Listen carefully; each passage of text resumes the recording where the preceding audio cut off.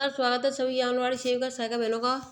हमारी आज की सच्ची खबर बहनों, हापुड़ की एक बहन है, उनकी एक समस्या है कि यानी जो 6 माह से 3 वर्ष के बच्चों के लिए जो चावल जो आए थे उसे प्रधानाध्यापक एवं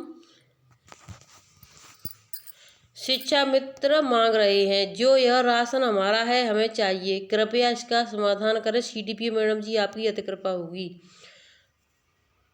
तो देखिए, गर्भवती धात्री और उन बच्चों के लिए चावल आया था, उनको बांटना है, ना कि तुम्हें रखना है, ना ही किसी शिक्षा मित्र और अध्यापक को देना है। अध्यापक का जो गेहूं चावल एक बार आया था, उसके बाद दोबारा आ गया है। अगर आपके ज़िले में, हापुड़ ज़िले में 3 बार आ गया हो तो आप जानकारी करो, क्योंकि चावल के साथ अगर गेहूं आता है तो वो अध्यापकों को देना होता है। जब अकेले चावल आते हैं तो वो राशन बांटने के लिए आता है, ना कि किसी को शिक्षा मित्र आंगनबाड़ी को रखने के लिए। अब देखिए, इसमें पुष्ट मैंने आप सभी बहनों को बता दिया। सुबह यानी बहनों 25 तारीख को धरना है, तो सभी बहनें कलेक्ट्रेट पर पहुँचे जल्दी से जल्दी, जिससे सभी बहनें धरना में पहुँचेंगी तो विशाल धरना यानी भीड़ होनी चाहिए। जब तक भीड़ नहीं दिखेगी, अधिकारी भी समझेंगे कि इनमें आपस में एकजुटता नहीं है, तो हम इसको क्या कर सकते हैं।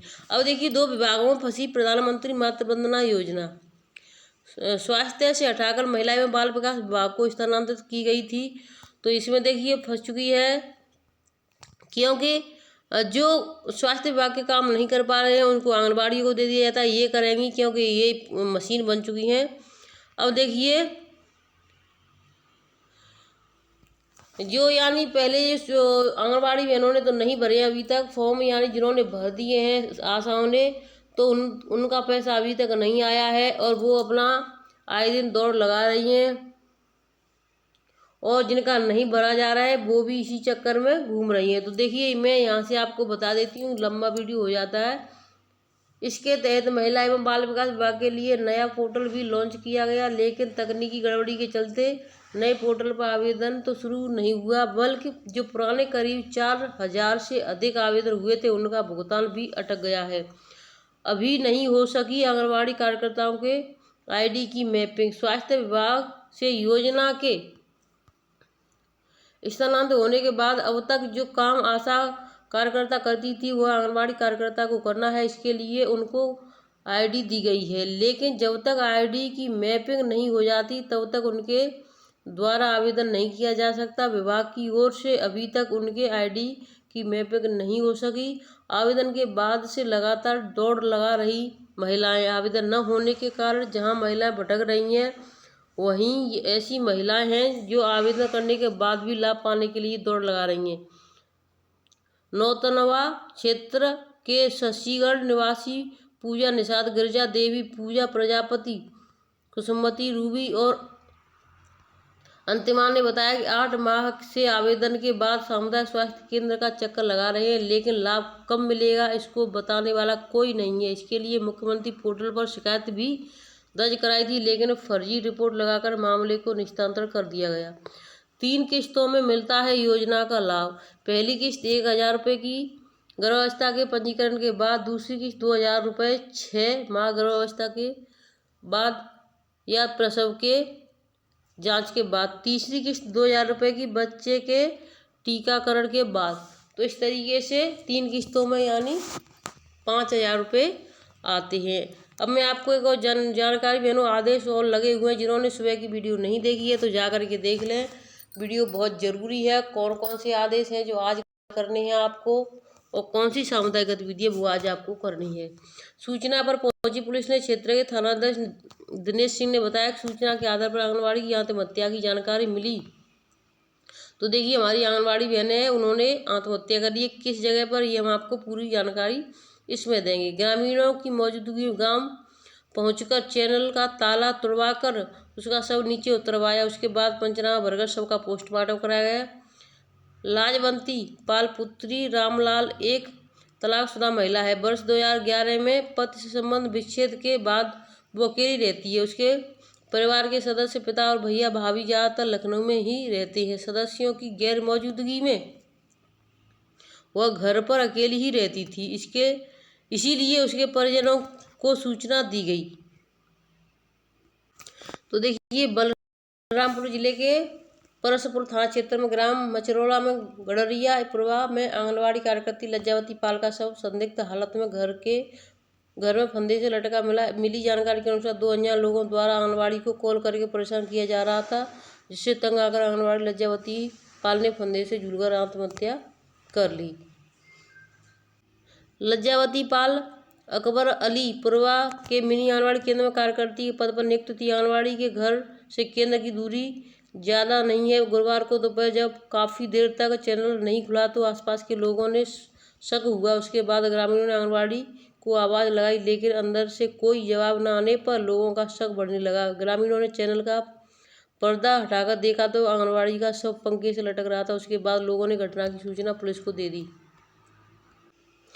मौके पर पहुंचकर पुलिस ने आंगनबाड़ी का शव नीचे उतारा। उसके बाद कमरे से आंगनबाड़ी का मोबाइल फ़ोन बरामद किया।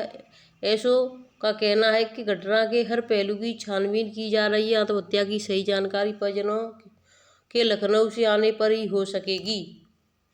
लज्जावती पाल पति तलाकशुदा महिला वर्ष 2011 में पति से संबंध विच्छेद के बाद वो अकेली रहती थी। जिसके परिवार के सदस्य पिता और भैया भाभी ज़्यादातर लखनऊ में ही रहते थे। सदस्यों की गैर मौजूदगी में वह घर पर अकेली ही रहती थी, इसलिए उनके परिजनों को सूचना दे दी गई है। तो देखिए, एक हमारी जो आंगनबाड़ी बहन है वो हमारे बीच नहीं रही, लेकिन दूसरी आंगनबाड़ी बहन के साथ क्या हुआ या उसने क्या किया, इसको आप देखें और वीडियो को ज़्यादा से ज़्यादा शेयर करें। आपस में ऐसा कुछ कोई ना करे। बरेली जिले के गांव मिर्जापुर में आंगनबाड़ी कार्यकर्ती पूनम ने अपने सीए पति की गोली मारकर हत्या कर दी है।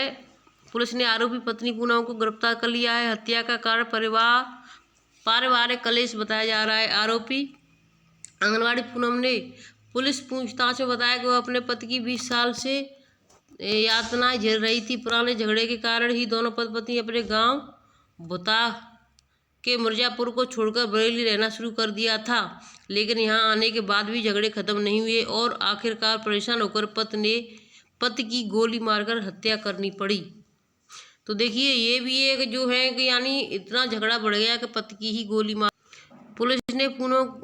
पूनम ने पुलिस को बताया कि नरेंद्र को नौकरी मिलने के बाद शराब पीने की लत पड़ गई, जिसके कारण घर में झगड़े बढ़ने लगे थे। इसी बात को लेकर झगड़ा होता था। नशे की लत होने से पूनम पर उत्पीड़न होना शुरू हो गया। नरेंद्र अपनी पत्नी पर चोरी का आरोप भी लगाता था।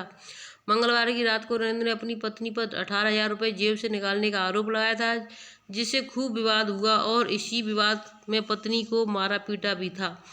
पति पत्नी के बीच झगड़ा रात 10 बजे ही शुरू हो गया था और देर रात तक झगड़ा चलता रहा।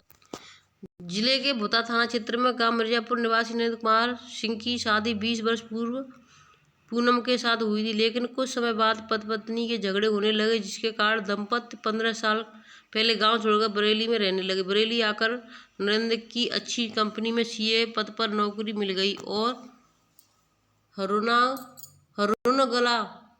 नगला में अपना मकान बना लिया। परिवार में बड़ा बेटा निशांत 17 साल का जो बाहर रहता है और छोटा बेटा दिव्यांग है जो नरेंद्र के साथ ही रहता है। पत्नी पूनम आंगनबाड़ी कार्यकर्ती है।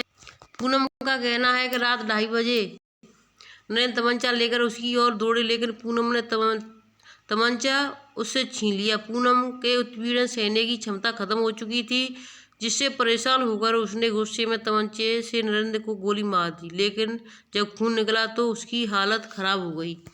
तो देखिए, ये घटना को अंजाम दे दिया। एक आंगनबाड़ी बहन ने खुद आत्महत्या कर ली, दूसरी आंगनबाड़ी बहन ने अपने पति को ख़त्म कर दिया गोली मारकर। तो देखिए, अब यानी ये समझ लो आंगनबाड़ियों पर एकदम कहर टूट रहा है। कहीं कोई जेल में है तो कहीं किसी की शिकायत हो रही है, कहीं किसी को ने आत्महत्या कर ली। तो बहनों, ये सभी एक पता नहीं क्या एकदम से अचानक से 1 महीने के अंदर एकदम बहुत ही ज़्यादा अत्याचार समझ लो या कुछ हो, हद से ज़्यादा बढ़ रहा है। मैं आपको दूसरी खबर दिखा रही हूँ। आपको ये खुशखबरी है बहनों। देखिए, कैबिनेट बैठक में महत्वपूर्ण निर्णय लिए गए हैं। 22 अक्टूबर 2024 को आज यानी आज 23 अक्टूबर हो चुका है। वर्तमान में संचालित 12.670 मिनी आंगनबाड़ी केंद्रों को पूर्ण आंगनबाड़ी केंद्र में उन्हें किए जाने का निर्णय लिया गया है। ठीक है, या अब देखिए 12,670 है। उन्नयन के बाद एक पद आंगनबाड़ी कार्यकर्ती और एक पद आंगनबाड़ी सहायिका का होगा। यानी जो मिनी का जो नाम है वो मिनी का नाम खत्म कर दिया गया है। उन्नयन 25 आंगनबाड़ी केंद्रों पर एक पर्यवेक्षक के मान से कुल 476 पर्यवेक्षक के पद स्वीकृत किए गए हैं। यानी 25 आंगनबाड़ी बहनों के ऊपर एक यानी मुख्य सेविका सुपरवाइजर होनी चाहिए, जिससे कि उनको अच्छे से हर चीज़ की जानकारी और उनको बताते रहे, जिससे कि जो भी उनको मीटिंग में बताया जाता है वो अच्छे से समझा सकें, जिससे आंगनबाड़ी बहनें अपना कार्य समय से कर सकें। तीसरा पॉइंट देखिए, केंद्र सरकार के निर्धारित मापदंड उन्नत आंगनबाड़ी केंद्रों पर होंगे लागू। तो ये बहुत ही बड़ी खुशखबरी है। यानी अब ये देखिए जो आंगनबाड़ी बहनों का है वो महत्वपूर्ण निर्णय लिया गया है। तो बहनों ये बहुत ही अच्छी खुशखबरी है। अब देखिए एक और जो नई जानकारी देने जा रही हूँ, इसको भी आप ध्यान से देख लें। जिन्हें जसोदा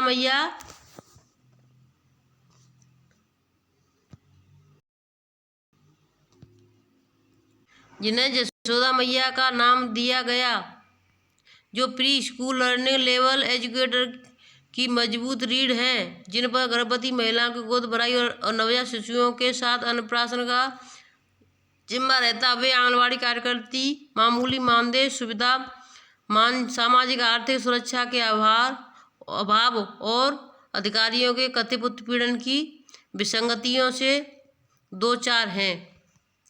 नौनिहालों को संभाल रही खुद को मदद की सरकार, खुद को मदद की दरकार, यानी खुद मदद के लिए मांग रही हैं और जो नौनिहालों को संभाल रही हैं। अब मैं आपको पहले इनको दिखा देती हूँ, फिर वीडियो लंबा हो जाएगा। तो ये जो उन्होंने कहा है उसको मैं सुबह की वीडियो में बताऊँगी।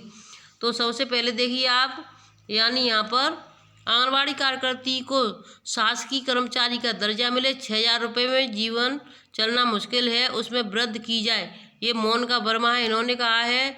दूसरी हमारी बहनें हैं अंजू मिश्रा, इन्होंने कहा आंगनबाड़ी कार्यकर्ती के लिए नियमावली बने, काम पर आने का तो समय होता है, जाने का नहीं होता है, इसके लिए परेशानी होती है, इस पर ध्यान दें। तीसरी बहन हमारी गीता सिंह, उन्होंने कहा है हमें भी रिटायरमेंट के बाद योजना का लाभ दिया जाए, सरकार कम से कम 4-5 लाख रुपए दे ताकि जीवन यापन कठिन न हो। और हमारी चौथी बहन है सुनीता गुप्ता, इन्होंने कहा आंगनबाड़ी केंद्रों पर काम करने वाली महिलाओं की आमदनी कम है, फिर भी राशन कार्ड से नाम काट दिया जा रहा है, वह ठीक नहीं है। यानी राशन कार्ड से भी नाम काट दिए जा रहे हैं। हमारी अगली बहन है अंबिका सोनी, इन्होंने कहा है कई कार्यकर्ती एमए यानी और पीएचडी हैं, उनके प्रशिक्षण दिलवाने की बजाय एजुकेटर की भर्ती की जा रही है, उसमें लगा दिया जाए, यानी उनका कहना है। और हमारी अगली बहन